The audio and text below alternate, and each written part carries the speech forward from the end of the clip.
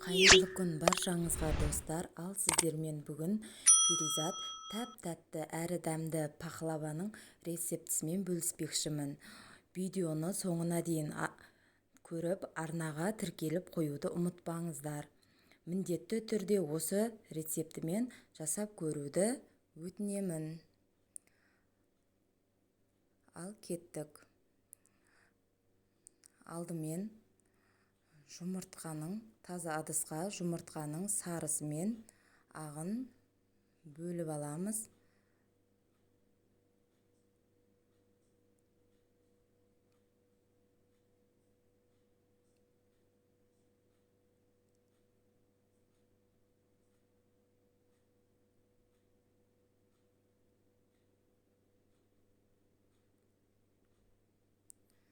Үстіне сармайымызды саламыз. 20% қаймағымызды саламыз.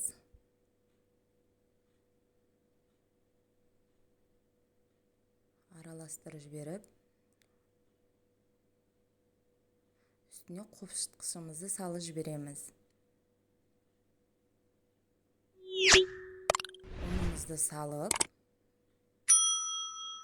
жақсылап қамырымызды илейміз. 20 минутке демалдырып қоямыз. Оған дейін біз арасына жағатын жаңағы жұмыртқамыздың ағын көпіртіп аламыз. Таза ыдысқа жаңағы жұмыртқаны ағын шекер салып көпіртіп, жақсылап түспейтіндей қылып көпіртіп алдық. Енді қамырымыз дайын. Дайын қамырды 3 бөлікке бөлеміз. Екеуін бірдей ғып тең ғып бөліп, біреуін кішкене ортадағысын кішкентай ғып бөліп аламыз.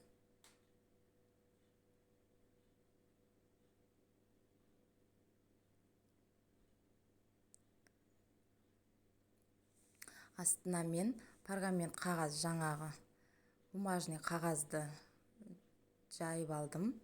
Соған тегіс шығады. Арасына енді жаңа жұмыртқамыздың ақ белогын жағып шығамыз. Начинка жаңғағымыз бен шекерімізді араластырып аламыз. Араластырып саламыз. Ал екінші бөлігін де солай жағып,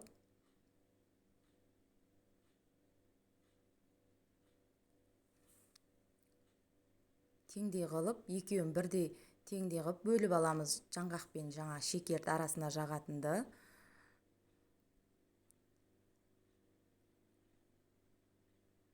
Бірдей қылып салып алдық.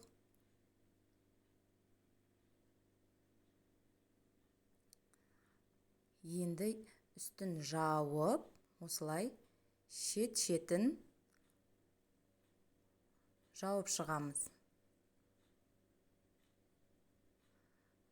Үстіне жұмыртқаны сарысын, тек қана жұмыртқаның сарысын жағып шығамыз. Бәр шетіне бірдей қылып жағып шығамыз.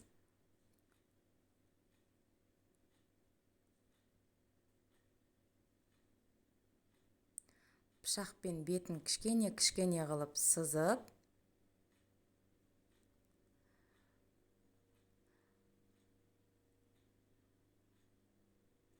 жаңғақтармен бетін сәндеп шығамыз.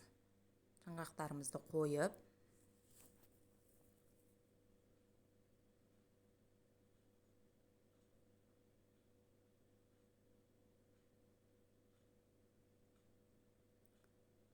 жаңғақтың бәрін бетіне қойып аламыз.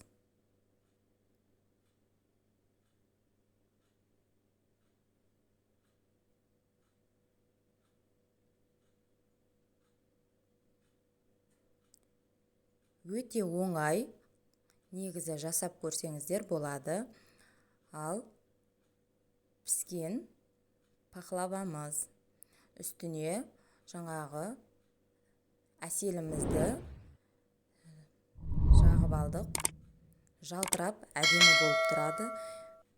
Менің арнама келіп перизат деп лайк басып комментарий